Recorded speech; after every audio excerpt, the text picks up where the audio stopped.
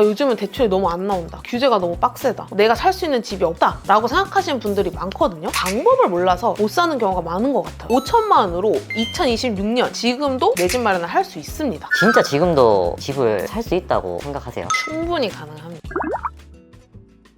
꿈나무님, 요즘 대출도 안 나오고 규제도 엄청 빡세지고 있는데 사람들이 대부분 내 집 마련이라는 꿈을 버리고 있는 것 같아요. 꿈나무님은 어떻게 생각하세요? 충분히 그렇게 생각할 수 있다고 생각해요. 왜냐면 요즘 집값이 너무 비싸잖아요. 근데 돈을 아무리 모아도 아무것도 못한다 라고 생각할 수 있을 것 같거든요. 왜냐면 서울 집값이 요즘 거의 최소 10억부터인데, 근데 그거에 비해서 대부분 직장인분들의 월급은 평균적으로 한 200에서 300 이 정도잖아요. 월세 내고 밥 먹고 카페 몇 번 갔는데 통장에는 5, 60만 원 정도밖에 안 남아있어요. 대부분 이렇거든요. 근데 그 와중에 그래도 열심히 모으신 분들이 한 통장에 5천만 원 정도는 갖고 계시더라고요. 근데 이것도 진짜 열심히 모은 거야. 모으고 아끼고 한 거죠. 그러니까 뭔가 이거를 하지를 못하고 그냥 예적금 안에 두는 그런 그림을 많이 본 것 같아요. 그래서 오늘 저는 그 5천만 원을 예적금에만 두지 마시라고 말씀드리고 싶어요. 5천만 원으로 2026년 지금도 내 집 마련을 할 수 있습니다. 꿈나무님께서 좀 진짜 솔직하게 말씀해 주시면 좋을 것 같아요. 진짜 지금도 집을 살 수 있다고 생각하세요? 충분히 가능합니다. 물론 PD님이 생각하는 서울의 신축, 구평 이런 아파트는 못 사요. 왜냐면 종잣돈이 많이 들어가는 게 사실이고, 근데 내가 살 수 있는 집은 분명히 있다. 그리고 이렇게라도 지금 당장 시도를 해야 하는 이유도 있죠. 집 얘기를 먼저 하면 집을 살 수 있는 구조를 이해를 하는 게 첫 번째예요. 그러면 집을 산다라고 하면 가장 먼저 뭘 해야 될 것 같으세요? 아무래도 돈이 필요하니까 대출? 맞아요. 첫 번째가 대출입니다. 만약에 지금 대출이 어느 정도 나오냐? 일반적인 기준이라고 하면 30 초반 월 250만 원 정도 받는 김대리님이 있다라고 가정을 해볼게요. 그래서 이 김대리님이 열심히 종잣돈을 모은 거야. 그래서 한 5천만 원 정도를 모은 거죠. 월 실수령 250만 원 정도라고 하면 연봉이 한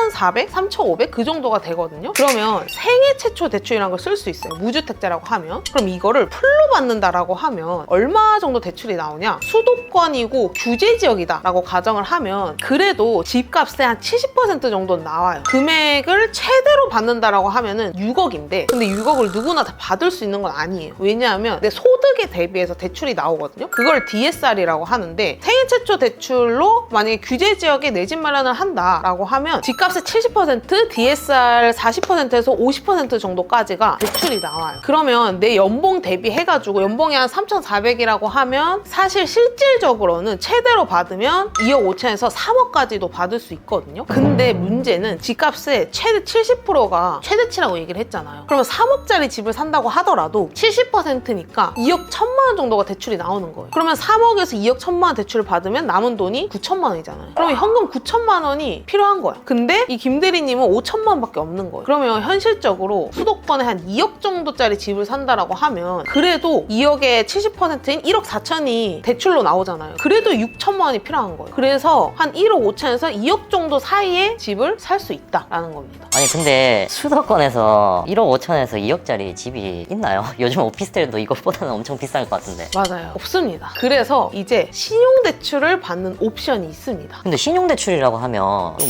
무섭게 느끼시는 분들이 많을 것 같아요. 맞아요. 실제로 무섭게 생각하시는 분들이 많은데요. 재밌는 건 많은 분들이 한 3천만 원짜리 차를 산다라고 하면은 할부를 너무 당연하게 생각하거든요. 근데 사실 그것도 다 빚이잖아요. 근데 집을 사기 위한 신용대출은 유독 무섭게 생각하시더라고요. 어떻게 생각하면 저는 오히려 차 할부가 더 부담스러운 빚일 수 있다고 생각하거든요. 왜냐하면 자동차는 시간이 지날수록 대부분 가치가 떨어지는, 소위 말하는 감가가 되는 소비재잖아요. 근데 주택은 거주와 자산이라는 기능을 함께 가지고 있거든요. 아니 근데 꿈나무님, 그 집값이 계속 오르는 것도 아니잖아요. 물론 집값이 항상 오르는 건 아니지만 좋은 입지를 적정한 가격에 매수한다면 장기적으로 상승할 가능성이 높기 때문에 무작정 신용대출 자체를 무서워하기보다는 무엇을 사기 위해 대출을 받느냐가 더 중요하다고 생각해요. 그런 의미에서 신용대출을 잘만 쓴다면 없는 돈으로 무리하게 투자를 하기 위한 수단이라기보다는 담보대출로 부족한 자기 자본을 메꾸는 역할로 쓸 수 있다고 생각합니다. 그래서 일단 신용대출을 받는다라고 해볼게요. 좀 보수적으로 잡으면 연봉이 한 3,400만 원일 때 2천만 원 정도가 나오거든요. 그러면 아까 종잣돈이랑 합쳐서 7천만 원 정도가 있는 거죠. 그래도 아직도 3억짜리 집을 못 사는 거예요. 왜? 3억짜리 서울에 있는 내 집 마련을 한다라고 하면 그러면 3억에 70% 대출이 나와도 현금 9천만 원이 필요하다고 했잖아요. 그래서 과거에 많이 했던 게 전세를 끼고 하는 내 집 마련이었어요. 이게 이제 갭 투자라고 많이 불렀었죠. 구조가 저는 이해가 잘 안 가서 그런데 전세를 끼고 산다는 게 어떤 말이에요? 예를 들어가지고 3억짜리 집이 있다라고 가정해볼게요. 근데 여기서 전세는 내가 집을 사는 게 아니라 집을 사서 바로 전세를 준다는 개념으로 생각하면 좋은데 3억짜리 집에 만약에 전세입자가 2억 5천만 원에 드리는 거예요. 그러면 구매하는 사람은 전세금 2억 5천을 빼고 현금 5천만 원만 있으면 되는 거예요. 그러면은 대출 없이도 3억짜리 집까지는 살 수 있는 거네요? 그리고 한 발 더 나가면 같은 돈으로 더 높은 급지의 집을 살 수도 있어요. 여기서 말하는 급지라는 건 쉽게 말해서 사람들이 더 살고 싶어하는 동네라고 생각하면 돼요. 예를 들어서 직장이랑 가깝고 지하철, 학군,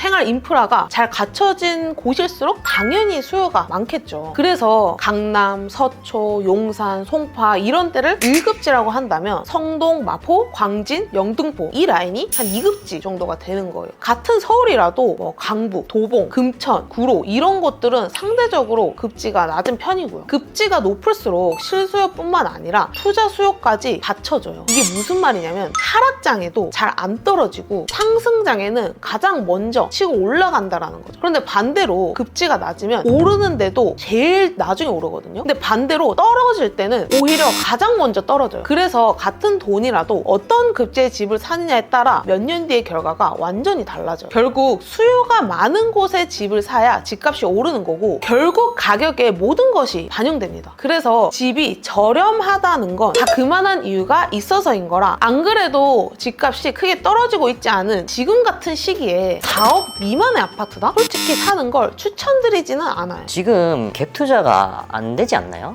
맞아요. 지금은 수도권 규제 지역에서는 이게 안 돼요. 왜냐면 지금 집을 사려면 토지 거래 허가라는 걸 받아야 하거든요. 이게 뭐냐면 내가 지금 집을 사려고 하잖아요. 그러면 구청장의 허가가 나야 해요. 그런데 지금 규제 지역에서는 실거주를 하지 않으면 허가를 내주지 않거든요. 아까 말했죠. 갭 투자는 실거주를 할 수 없다고. 전세를 껴야지 할 수 있는 거잖아요. 그러니까 이게 무슨 뜻이냐면 결국에는 너네 투자하지 마. 실제로 그 집에서 살 사람만 집을 사라는 게 이 규제의 포인트예요. 그래서 규제 지역의 갭 투자가 원천 봉쇄된 거죠. 경기도 외곽이나 지방 같은 비규제 지역은 아직도 투자를 할 수 있습니다. 근데 지방에 집을 사고 싶진 않을 것 같은데요? 특히 지금 수도권에 살고 계신 분들은 다 그럴 거예요. 그래서 제가 추천하는 방법이 경매예요. 왜 또 경매 얘기냐 하실 수 있는데 경매가 갖고 있는 진짜 엄청난 장점이 있거든요. 첫 번째는 다들 알고 계실 건데 현 시세보다 싸게 살 수 있다. 그리고 이 두 번째를 모르시는 분들이 많아요. 갭 투자를 할 수가 있어요. 규제 지역인데 갭 투자가 가능해요? 그리고 경매를 어떻게 갭 투자하는 거예요? 경매는요, 집을 사게 되면 돈을 법원에 내는 거예요. 즉 경매는 일반적인 매매 계약이 아니라 법원의 강제 집행 절차를 통해 소유권을 취득하는 거거든요. 그래서 토지거래 허가가 필요 없이 매수를 할 수가 있어요. 그래서 경매로 집을 낙찰받잖아요. 그럼 갭 투자를 할 수가 있는 거예요. 이게 지금 엄청난 혜택인 거죠. 근데 만약에 시드가 모자라서 대출을 받아야 된다라고 하면은 이 대출 조건이 6개월 이내에 전입신고를 해야 되는 거예요. 근데 6개월 이후에 전세를 맞출 수가 있는 거죠. 아까 그럼 김 대리님 예시 들어주셨잖아요. 종잣돈 5천에 대출까지 받으면 7천이라 했을 때 이걸로 경매를 할 수 있어요? 신용대출까지 받아서 7천만 원이 있다고 하면 도전해 볼 수 있는 아파트가 최근에 노원구에 월계주공 2단지가 경매로 나왔거든요. 여기가 사실 입지가 막 엄청나게 좋은 데는 아니에요. 근데 지금 가진 종잣돈으로는 해볼 수 있는 금액이거든요. 여기가 지금 시세가 한 3억에서 4억 정도 해요. 근데 과거에 최고가로 5억 4천까지 갔었거든요. 그래서 아직 상승 여력이 좀 있어요. 근데 이 아파트가 한 3개월 전에 경매로 나왔거든요. 근데 어떤 분이 3억 3,500만 원에 낙찰을 받았어요. 근데 지금 7월이잖아요. 7월에 실거래가 4억이 찍혔거든요.